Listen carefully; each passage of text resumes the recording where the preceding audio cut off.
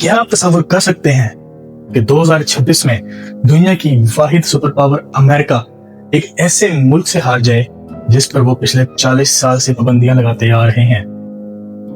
ये मैं नहीं बल्कि प्रोफेसर साइन का कहना है, जिनकी ट्रंप के हवाले से 2 प्रेडिक्शंस पहले ही सच हो चुकी हैं।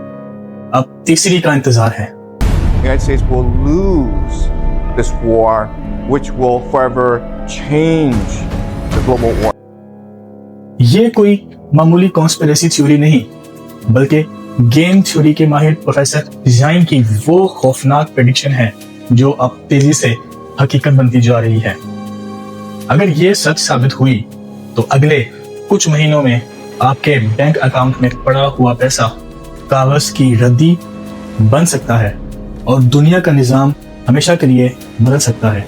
अगर आप ये जानना चाहते हैं कि कैसे, तो इस वीडियो को आखिर तक जरूर देखिएगा और बेल आइकन को प्रेस करके सब्सक्राइब कर दीजिएगा ताकि हमारी आने वाली वीडियोस आप तक पहुंचती रहें। वापस चलते हैं टॉपिक की तरफ। इस वीडियो में हम उस सीक्रेट स्क्रिप्ट को बेनकाब करेंगे जो मेन स्ट्रीम मीडिया आपसे छुपा रहा है।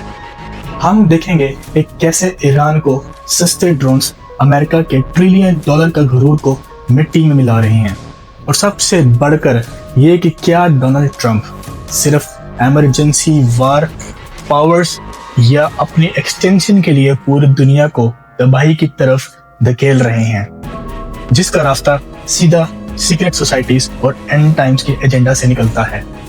अगले कुछ मिनटों में आपको सच्चाई का वो पहलू देखने को मिलेगा जिसका शायद दुनिया को अंदाजा भी नहीं होगा। वकार ऑफिशियल के चैनल की वीडियोस में एक बार फिर से खुशामदीद। दोस्तों, प्रोफेसर जाइन की पहली पेशगोई ये थी कि डोनाल्ड ट्रंप दोबारा इलेक्शन जीत जाएंगे, जो कि बिल्कुल सच साबित हुई। दूसरी पेशगोई ये थी कि ट्रंप के पावर में आते ही अमेरिका और ईरान के दरमियान एक खौफनाक जंग शुरू होगी, लेकिन उनकी तीसरी पेशगोई ने सबको हैरान कर दिया। उनका कहना था कि इस जंग में दुनिया की सबसे बड़ी सुपर पावर यानी अमेरिका बुरे तरीके से हार जाएगा। ये सिर्फ एक प्रेडिक्शन नहीं बल्कि इसके पीछे एक लॉजिकल आर्गुमेंट भी है।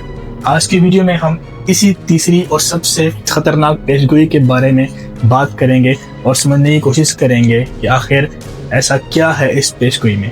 प्रोफेसर जाइन, जो कि गेम थ्योरी और जियोपॉलिटिक्स के बड़े माहिर हैं, उन्होंने अपने नए इंटरव्यू में साफ कहा कि अमेरिका किसी भी सूरत ये जंग जीत नहीं सकता। अगर हम उनकी डीप एनालिसिस देखें तो पता चलता है कि ईरान इस जंग के लिए कुछ सालों से नहीं बल्कि लगभग 20 साल से तैयारी कर रहा था। उनकी इस्लामी रिजीम में इस जंग को एक आखिरी जंग के तौर पर देखा जाता है। यहाँ वो अमेरिका को बड़ा शैतान समझते हैं। ईरान ने पिछले कॉन्फ्लिक्ट से बहुत ज्यादा एक्सपीरियंस हासिल किया। उन्होंने सिर्फ हमला नहीं किया बल्कि अमेरिका और इसराइल दोनों की ताकत, उनके डिफेंस सिस्टम की कमजोरियां और उनके अटैक के तरीकों को गहराई से स्टडी किया। उनके पास महीनों का वक्त था और अपनी स्ट्रेटेजी को मजीद बेहतर बनाने के लिए, और इस दौरान वो डायलॉग के जरिए सिर्फ वक्त खरीद रहे थे।